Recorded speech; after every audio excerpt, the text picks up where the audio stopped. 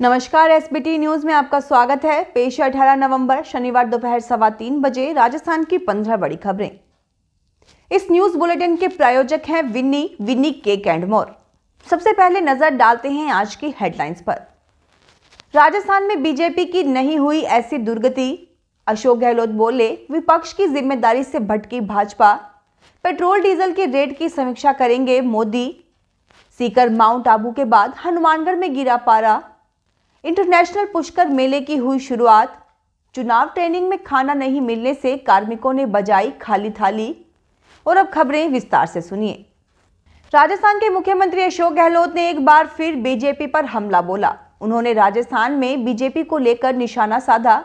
उन्होंने कहा कि विपक्ष का काम सरकार की आलोचना या फिर उनकी गलतियां बताना होता है, लेकिन राजस्थान में बीजेपी कई मुद्दों पर चूक गई है। राजस्थान के सीएम अशोक गहलोत ने कहा कि बीजेपी की इतनी बुरी स्थिति कभी नहीं हुई। जब सरकार चलती है तो हम नीतियां या कानून बनाते हैं और विपक्ष की जिम्मेदारी आलोचना करना या गलतियां बताना होता है। उन्होंने कहा कि हमारी कई योजनाएं हैं जिन पर उन्होंने टिप्पणी तक नहीं की है, जैसे ओपीएस है। उन्होंने यह नहीं बताया कि वे ओपीएस के बारे में क्या करेंगे। वे कई बिंदुओं से चूक गए हैं, इसलिए मैंने कहा था कि होमवर्क की कमी है। चुनाव चल रहे हैं, लेकिन वे स्थानीय मुद्दों पर बात क्यों नहीं करते। वोट देने से पहले यह लोगों का अधिकार है कि पिछले 5 वर्षों में उपलब्धियों और बनाए गए कानूनों पर बहस होनी चाहिए। पीएम नरेंद्र मोदी ने आज भरतपुर में चुनावी सभा को संबोधित करते हुए वादा किया कि भाजपा सरकार बनते ही राजस्थान में पेट्रोल डीजल के रेट की समीक्षा की जाएगी और लोकहित में जल्दी निर्णय लिया जाएगा। कांग्रेस सरकार राजस्थान में 12 रुपए लीटर लोगों की जेब से मार रही है और कांग्रेस नेताओं की तिजोरी भर रही है, जबकि यूपी, हरियाणा और गुजरात में पेट्रोल के रेट 97 रुपए लीटर हैं। मोदी ने कहा कि कुछ लोग यहां खुद को जादूगर कहते हैं। अब राजस्थान की जनता कह रही है कि 3 दिसंबर कांग्रेस छूमंतर। यूडीएच मंत्री शांति धारीवाल के मर्दों के प्रदेश वाले बयान पर मोदी ने कहा कि महिलाओं का अपमान करने वाले मंत्री को टिकट देकर इनाम दिया है। इस पाप में कांग्रेस हाईकमान भी शामिल हो गया है। राजस्थान में सर्दी अब जोर पकड़ने लगी है। आज सीकर, माउंट आबू के अलावा हनुमानगढ़ में भी रात का न्यूनतम तापमान 10 डिग्री सेल्सियस से नीचे चला गया। कोहरे धुंध के कारण दिन में भी सूरज की तपिश कम होने से दिन का तापमान भी कम रहने लगा। मौसम विशेषज्ञों के मुताबिक उत्तर भारत में एक हल्के प्रभाव का वेस्टर्न डिस्टर्बेंस एक्टिव हुआ है, जिससे हवा की स्पीड रुक गई। इससे बीकानेर संभाग में आज कुछ जिलों में कोहरा देखने को मिला। राज्य में आज सबसे कम तापमान माउंट आबू में रहा। यहां लगातार दूसरे दिन न्यूनतम तापमान 7 डिग्री सेल्सियस दर्ज हुआ। अजमेर में इंटरनेशनल पुष्कर मेले की विधिवत शुरुआत हो गई है। संभागीय आयुक्त CR मीणा ने ध्वजारोहण कर मेले की विधिवत शुरुआत कर दी है। सुबह 10:42 पर शंख, नगाड़ा, वादन और शहनाइयों की गूंज के बीच तिरंगा लहराया गया और इसके बाद कल्चरल प्रोग्राम शुरू हो गए। पहली बार शुभारंभ समारोह में मुख्य अतिथि शाही बग्गी में सवार होकर पहुंचे। साथ में कैमल कार्ट भी चली, जिसमें विशिष्ट अतिथि, जिला प्रशासन व पुलिस के अफसर सवार हुए। मतदान से पहले जयपुर जिला प्रशासन का सिस्टम फेल हो गया है। चुनाव ट्रेनिंग से लेकर ईवीएम सीलिंग कार्य में लगे कार्मिक खाने की व्यवस्था को लेकर परेशान है। जिला प्रशासन के अफसर पहले की अव्यवस्थाओं से भी सबक नहीं ले रहे हैं। आज दूसरे दिन भी फूड पैकेट सप्लाई करने वाली फर्म सर्वपालक हॉस्पिटैलिटी की लापरवाही के कारण चुनाव की ट्रेनिंग लेने वाले कार्मिकों को भूखा रहना पड़ा। अहमदाबाद के नरेंद्र मोदी स्टेडियम में कल रविवार को भारत ऑस्ट्रेलिया वर्ल्ड कप का फाइनल मैच देखने के लिए देश दुनिया के फैंस फ्लाइट और होटल की बुकिंग के लिए टूट पड़े हैं। इससे अहमदाबाद और करीबी शहरों के 5, 3 स्टार और अन्य होटलों के रूम की डिमांड आसमान छू रही है। क्रेज इतना जबरदस्त है कि रविवार रात के लिए टॉप 5 स्टार होटल का किराया 10 से 11 हजार रुपए के बजाय 3 लाख रुपए तक पहुंच गया है। Federation of hotel and restaurant association of Gujarat के प्रेसिडेंट नरेंद्र सोमानी के मुताबिक दुबई, ऑस्ट्रेलिया, दक्षिण अफ्रीका के फैंस भी अहमदाबाद आएंगे। पंजाब की वीवीआईपी ट्रेन शताब्दी में शनिवार सुबह चूहों का आतंक देखने को मिला। परेशान पैसेंजर ने चूहों के कोच में कूदते की वीडियो को सोशल मीडिया पर पोस्ट कर दिया। इसके बाद रेलवे ने इसके लिए माफी मांगी है। खास बात यह है कि इस ट्रेन में पैसेंजर्स को खाना भी परोसा जाता है। पैसेंजर मीरा ने सोशल मीडिया पर वीडियो अपलोड किया।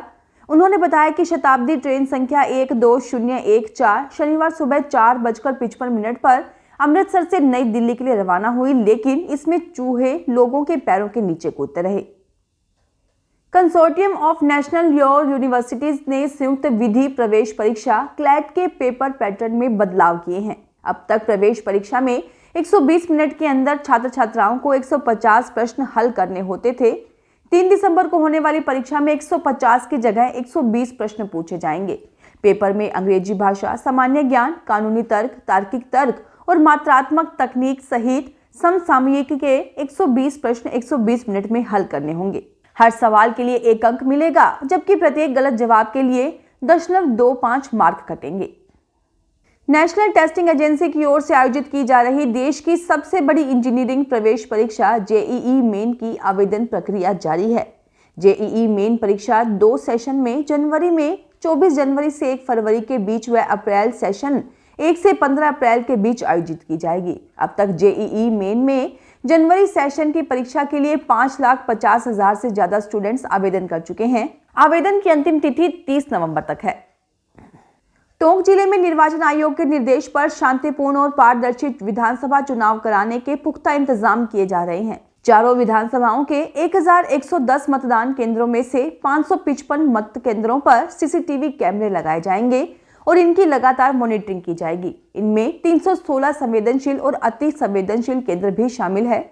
कलेक्टर डॉक्टर ओम प्रकाश बैरवा ने प्रेस वार्ता में बताया कि चुनावों को पारदर्शिता से करवाने के लिए 17 सीआरपीएफ कंपनियां तैनात रहेंगी। राजस्थान में होने वाले विधानसभा चुनावों को लेकर बीजेपी द्वारा जारी किए संकल्प पत्र को लेकर टोंक बीजेपी की ओर से मीडिया सेंटर में प्रेस कॉन्फ्रेंस का आयोजन किया गया।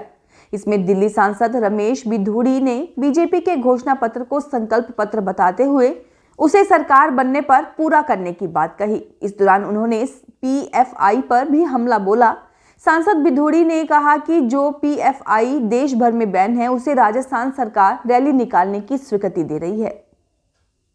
भाजपा ने राज्य मुख्य निर्वाचन अधिकारी को ज्ञापन देकर दौसा जिले के सिकराय विधानसभा क्षेत्र से कांग्रेस प्रत्याशी ममता भूपेश के पति व labour commissioner IAS doctor Ghanshyam Bairwa की शिकायत की है। बीजेपी का आरोप है कि आईएएस डॉक्टर बैरवा द्वारा रात्रि के समय कांग्रेस के समर्थन में प्रचार प्रसार कर पद का दुरुपयोग किया जा रहा है। भाजपा चुनाव प्रबंधन समिति के सदस्य राजेंद्र सिंह शेखावत व योगेंद्र तंवर ने राज्य मुख्य निर्वाचन अधिकारी को इस बारे में शिकायत दी है। पंजाब के पूर्व मुख्यमंत्री चरणजीत सिंह चन्नी ने कांग्रेस के बागियों पर निशाना साधते हुए कहा कि पार्टी मां होती है, मां को छोड़कर नहीं जाना चाहिए। मां को छोड़कर जाता है, उसकी तरक्की नहीं होती है। राजगढ़ कस्बे के गोविंद देव जी बाजार में कांग्रेस प्रत्याशी मांगेलाल मीणा के समर्थन में आयोजित जनसभा को संबोधित किया। उन्होंने भाजपा पर आरोप लगाते हुए कहा कि यह भारतीय जनता पार्टी नहीं है, यह तो भारतीय झगड़ा पार्टी है। यह आपस में विवाद पैदा कर एक दूसरे को लड़ाती है, मानवता को मानवता से लड़वाते हैं, धर्म को धर्म से लड़ाते हैं और लड़ाकर अपना राज स्थापित करते हैं। बाड़मेर में दिवाली अवकाश समाप्ति के 23 दिन बाद पहली से लेकर 12वीं तक के बच्चों की अर्धवार्षिक परीक्षा शुरू होने वाली है, जबकि सरकारी स्कूलों का 60% स्टाफ चुनावी ड्यूटी और 40% स्टाफ के सरकारी योजनाओं को पूरा करने में लगा होने से कोर्स अधूरा रहने की आशंका है। इस कारण आनन फानन में पढ़ाने की नियत के चलते बाड़मेर और बालोतरा व जैसलमेर सहित प्रदेश की सरकारी स्कूलों के 40 लाख बच्चों के रिजल्ट पर असर पड़ेगा। दरअसल गत 7 नवंबर से सरकारी स्कूलों में मध्यावधि अवकाश शुरू हो गया, जो 19 नवंबर तक चलेगा। जयपुर के सरकारी स्कूलों में अर्धवार्षिक परीक्षाओं से ठीक 3 हफ्ते पहले कक्षा 1 से 8वीं तक के लिए कंप्यूटर शिक्षा लागू कर दी गई है। RSCERT की सिफारिश पर शिक्षा निदेशक ने आदेश भी जारी कर दी हैं। इसके साथ ही इन स्कूल प्रबंधनों के होश उड़ गए हैं। वजह यह है कि जिले के इन 2968 स्कूलों में अनुदेशक तो दूर, RSCERT की सिफारिश पर शिक्षा निदेशक ने आदेश भी जारी कर दिए हैं। फिलहाल इस बुलेटिन में इतना ही। फिर हाजिर होंगे और बड़ी खबरों के साथ। अगर आप भी अपने आसपास की छोटी बड़ी और महत्वपूर्ण खबरों से अपडेट रहना चाहते हैं तो सब्सक्राइब कीजिए हमारे चैनल SPT न्यूज को और प्रेस कीजिए बेल आइकन पर।